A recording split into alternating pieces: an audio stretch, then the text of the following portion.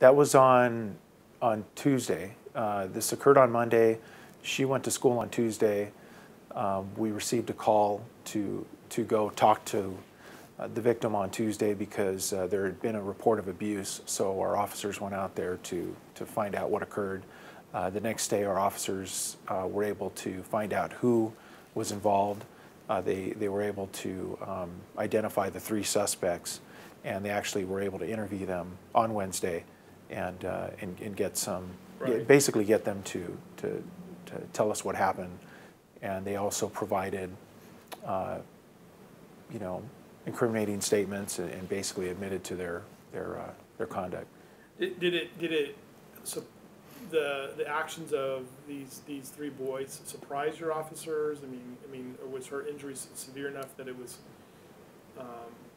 that, whoa, this is a different level of crime that we've seen from teenage boys, I guess? Or?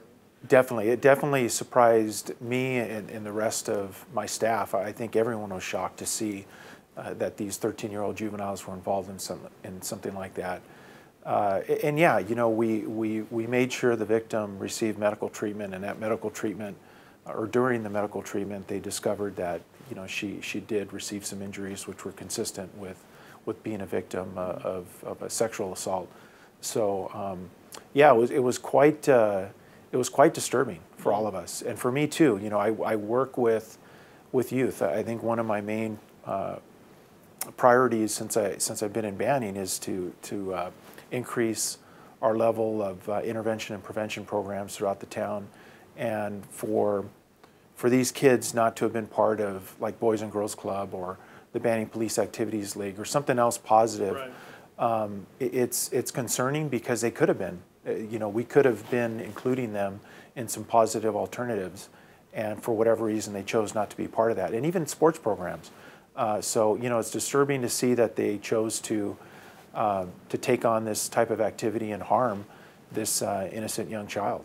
There seems to be some suggestion that, just looking at notes from John, that this may have been planned too. Is there any evidence of that? You know, we didn't see that, and that's what I was talking to John about that as well. Right. We're not sure if that was pre-planned, whether or not they said, well, if a girl walks through the park and we know her, should we go contact her? And if we do go contact her, let's go ahead and sexually assault her and/or rape her, or whether or not they just said, oh, you know, don't you know her from school? Right. And hey, let's go see what she's doing. And then once they contact her, we don't know if they developed that intent at that point, or developed their reasoning at that point to sexually assault her. We're not sure if it was like that pre-planned. Right. Oh, basically pick out any girl that would have walked through, or it just came about as they were sitting there that day.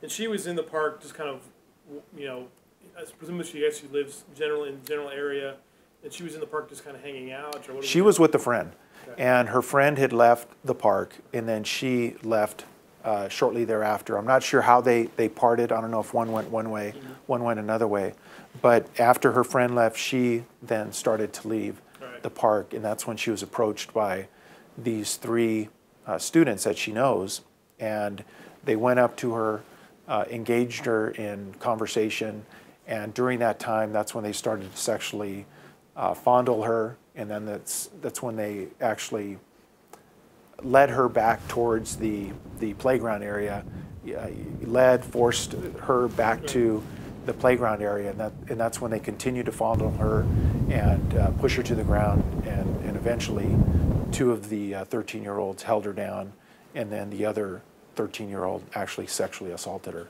We actually have we have a real good relationship with the school district. Their superintendent, Principal Mateau at Nicollet Middle School. We have an open dialogue with him and his staff. Mm-hmm. He cares deeply about his students. In fact, he wants us on his campus as much as possible to, you know, basically provide an extra presence. Because in years past, it was a school that was having issues and was having problems, and over the years we've paid a lot of attention to Nicollet. I think of it as my adopted school. I feel a closeness with that school. I feel a closeness with the students there. We also have a Saturday morning sports and activities program through our Police Activities League, and we actually are out of the Nicollet Middle School gymnasium. So 70 to 75 kids every Saturday who mostly go to Nicollet join us to play sports and to come out and hang out with us and just talk. So we know a lot about what's going on at Nicollet, and we feel that closeness with the students there, and a closeness with the school district as well, and they've been very responsive. And the contact with the school district was they found out about this Tuesday, and did they immediately suspend the boys Tuesday?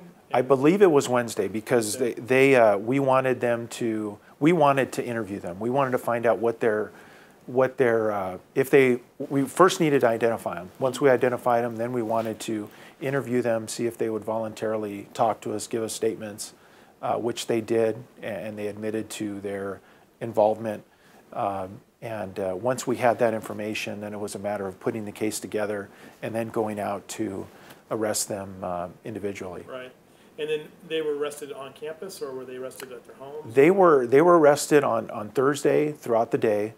I believe 2 out of the 3 came into the station and surrendered. Right. It might have been all 3. We tried to get them to voluntarily come in and surrender themselves. Right. I know that our investigators were talking to the last defendant, the juvenile, who we were talking through his father, trying to get his father to have him come in and turn himself in, and I believe he did. So I'm pretty sure that all 3 of them eventually turned themselves in.